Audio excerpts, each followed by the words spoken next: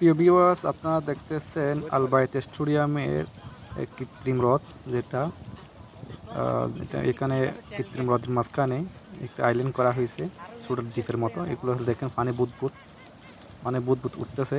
আর অন্য পাশে রয়েছে ঝর্ণা। তো এই মাঝখানে আইল্যান্ডটা মাঝখানে দ্বীপের মতো করা হয়েছে, চারিদিকে হ্রদ। এটা কৃত্রিম হ্রদ, কৃত্রিম হ্রদ তৈরি করা হয়েছে, আর্টিফিশিয়াল। আর এখানে এটা দ্বীপ, আইল্যান্ড করা হয়েছে মাঝখানে দিয়ে, ছোট্ট আইল্যান্ড। এখানে গাছ আছে, জিন্দা গাছ। তারপরে প্লাস্টিক ইয়া আছে, আপনার হাঁস আছে। তার পানির বুদবুদ উঠতেছে। এই যে দেখতেছেন পানি বুদবুদ অনেক, প্রত্যেক বুদবুদের নিচে লাইট আছে, কিন্তু লাইটিং পানি ফোয়ারার মতো এখানে পানি বুদবুদ উঠতেছে। এখানে যারা আল বাইত স্টেডিয়ামে গেছে তারা দেখেছেন অনেক সৌন্দর্যমণ্ডিত। তো আপনারা যারা কাতারে আছেন, যদি সুযোগ হয় আল বাইত স্টেডিয়ামে ঘুরে আসতে পারেন। তো অনেক সৌন্দর্যমণ্ডিত। যারা কাজের ফাঁকে যদি সময় অবসর হয়, সময় সুযোগ হয়, আপনারা এক ফাঁক দিয়ে আল বাইত স্টেডিয়াম ঘুরে আসতে পারেন।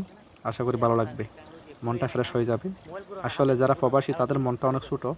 তারা একটু ঘোরাঘুরি করলে তাদের মন, পরিবার পরিজন থেকে দূরে থাকার কারণে তাদের মন মানসিকতা অনেক সময় খারাপ থাকে, কাজের প্রেশার থাকে। তো যদি একটু ঘোরাঘুরি করেন, ইনশাল্লাহ আশা করি ভালো লাগবে, মনটা একটু রিফ্রেশ হয়ে যাবে। তো আপনাদের ভালো লাগবে।